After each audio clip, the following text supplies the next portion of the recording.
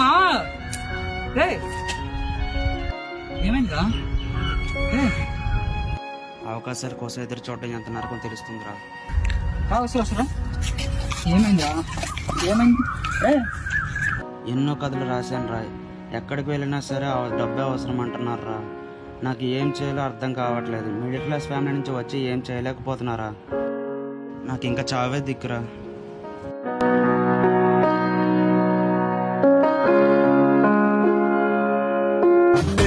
మరి టెండూల్కర్ క్రికెట్ మాస్టరే కాలేదా?